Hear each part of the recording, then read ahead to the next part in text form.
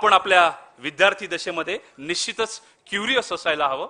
You must ask questions, you must find out what are your strengths, what are your weaknesses, and you must try to live your weaknesses. आणखी एक मार्ग आहे, तो मी इथं करू इच्छित नाहीये की स्ट्रेंथ्स आणि विकनेसेस कसे फाइंड आउट करतात. आपली जी भारत भूमी आहे, आपली जी संस्कृती आहे, ती स्पिरिच्युअलिटीची लीडर आहे वर्ल्डमध्ये. ती तिसरी स्टेप आहे मेडिटेशन, स्पिरिच्युअलिटी. त्या स्पिरिच्युअलिटीमध्ये यू मस्ट तुम्हाला कळू शकतं की तुम्ही नेमके कोण आहात, कुठल्या क्वालिटीज, कुठल्या प्रकारच्या स्किल्स तुमच्यामध्ये आहेत आणि तुमच्यामध्ये कुठल्या प्रकारच्या कमतरता आहेत. कारण जोपर्यंत आम्हाला कळणार नाही की माझ्यात विकनेस काय आहेत, तोपर्यंत त्या मी सोडू शकणार नाही. आणि जोपर्यंत मला कळणार नाही माझ्यात स्ट्रेंथ काय आहेत, तोपर्यंत मी त्याच्यावर कॅपिटलाइज करू शकणार नाहीये. म्हणून पर्सनॅलिटी डेव्हलपमेंटची सुरुवात, no doubt everybody will say, personality development इतका बजवर्ड झालाय ना, इतका गुळगुळीत वर्ड झालेला आहे ना. हजारो लोकांनी त्या पर्सनॅलिटी डेव्हलपमेंटवर पुस्तकं लिहिलीत. आमच्यासारखे खूप लोक खूप पैसे कमवतात या पर्सनॅलिटी डेव्हलपमेंट या विषयावर. पण ती पर्सनॅलिटी डेव्हलपमेंट कधी होऊ शकते, व्यक्तिमत्व विकास कधी होऊ शकतो, जेव्हा तुम्ही ठरवाल आय वॉन्ट टू चेंज. जेव्हा तुमचं मन सांगेल. हे मन आहे ना, मनाला स्पिरिच्युअल वर्ल्डमध्ये, आध्यात्मिक जगामध्ये मनाला मरकट म्हटलेलं आहे. मरकट म्हणजे काय? माकड. मन हे असं स्थिर नसतं. माकड पण तसंच असतं. माकड स्थिर नसतं, ते सारख्या इकडून तिकडे कंटिन्युअस उड्या मारत असतं.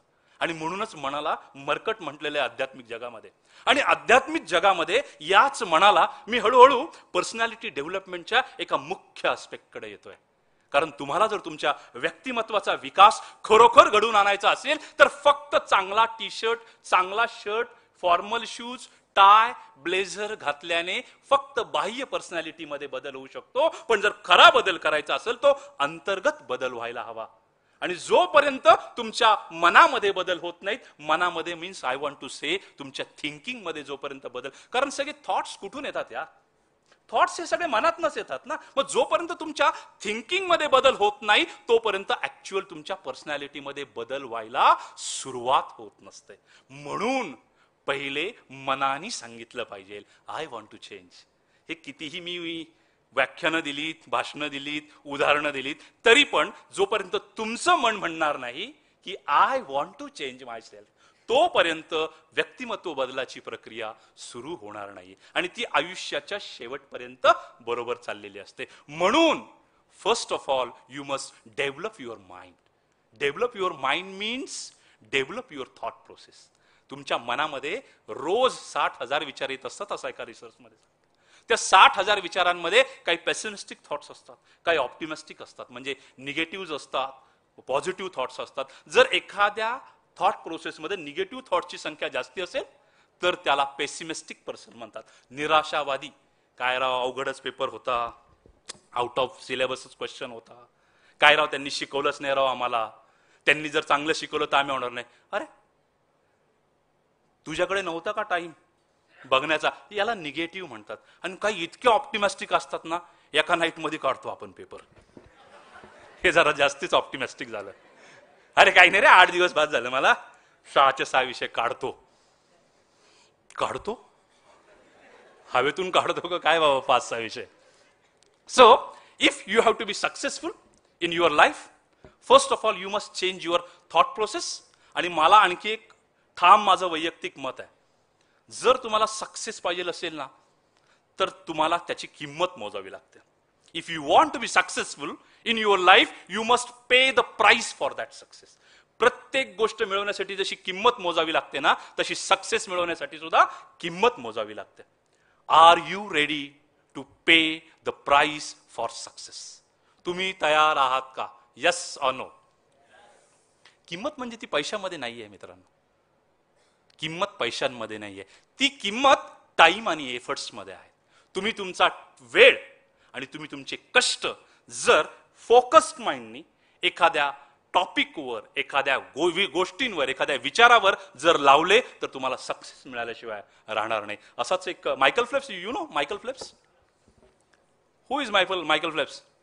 World class swimmer who have set the individual gold medal का रिकॉर्ड आप आज तक ब्रेक नहीं हुआ है.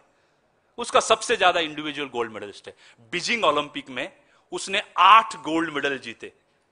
आम्हाला एक जरी जिंकलं कोणीतरी फार सगळा भारत देश त्याला डोक्यावर घेतो. त्यांनी बीजिंग ऑलिम्पिक मध्ये 8 गोल्ड मेडल मिळवले एकट्याने. आणि त्यांनी 1971चा 2010ला मला वाटतं बीजिंग ऑलिम्पिक झालं. त्यांनी 1971चा 7 गोल्ड मेडलचा विक्रम मोडला होता.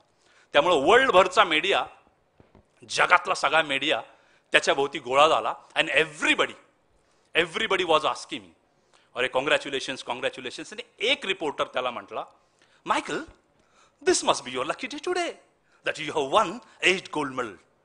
जसं त्या मायकल फेल्प्सने ऐकलं, what you have said? Pardon, please. This must be your lucky day. Today you have won the 8 gold medal. तुम्हाला mind your language, please, Mr. Reporter. तुमचे शब्द परत घ्या. तुम्ही काय म्हटला? आजचा दिवस खूप लकी आहे तुमच्यासाठी आणि तुम्ही 8 गोल्ड मेडल जिंकलेले आहेत.